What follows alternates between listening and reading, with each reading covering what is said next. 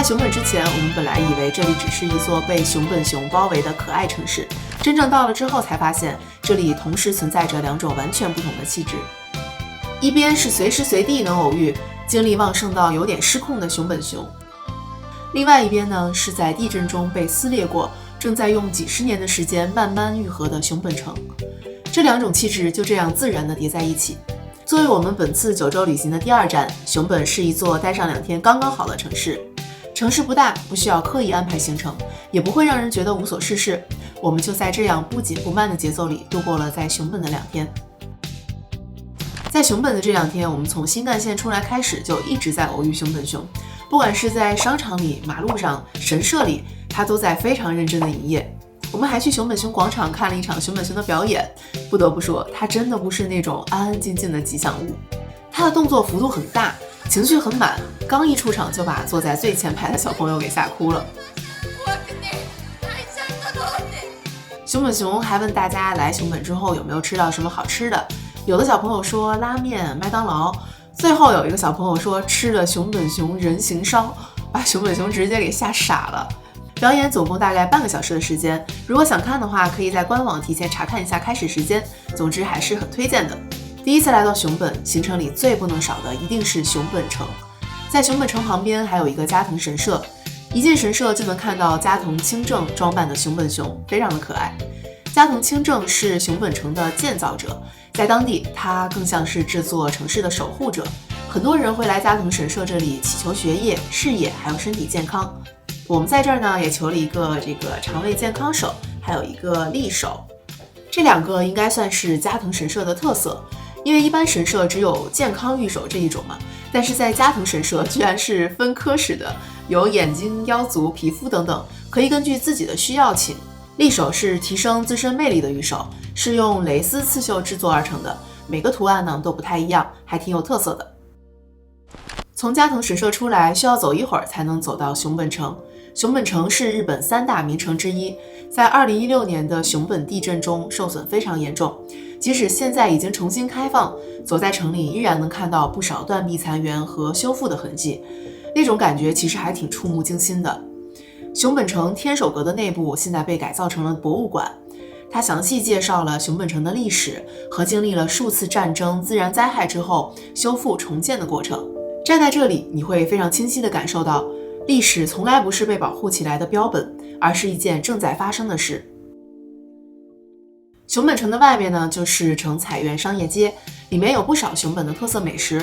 我们吃到了之前小朋友说的熊本熊人形烧，还有海胆可乐饼，都非常好吃。如果在熊本城逛累了，非常推荐来这儿休息休息。如果你对日式庭院很感兴趣的话，那非常推荐你去水前寺程序园看看。这是一座从江户时代保留下来的日式庭园，由熊本藩主细川家修建，距今已经有近400年的历史了。它的原名程序园，取自陶渊明的《归去来兮辞》中“园日摄以成趣”，寓意每日漫步园中皆能发现乐趣。如果天气不错的话，可以在旁边的水前寺御茶屋坐下来喝一杯茶，感觉应该会很惬意。庭院整体不张扬，而且非常耐看，沿着池塘慢慢走一圈，景色会在不知不觉中把人的节奏也拉慢下来。庭院里还有一个供奉着细川家历代藩主的出水神社，在那儿我们买到了非常好看的玉珠印。如果说在熊本让我们印象最深刻也最喜欢的目的地的话，那一定是夏目漱石的第5旧居。这里是他和妻子近子一起生活以及长女比子出生的地方。这里的馆长爷爷非常热情地向我们介绍了旧居的情况，还告诉我们来的正是时候，因为小猫咪正在房间里晒太阳。那天的阳光特别好，我们就跟着小猫一起在院子里晒太阳。坐在庭院前发呆的时候，突然意识到，原来夏目漱石笔下那些看似平淡的日常，其实都来自于这样真实安静的生活。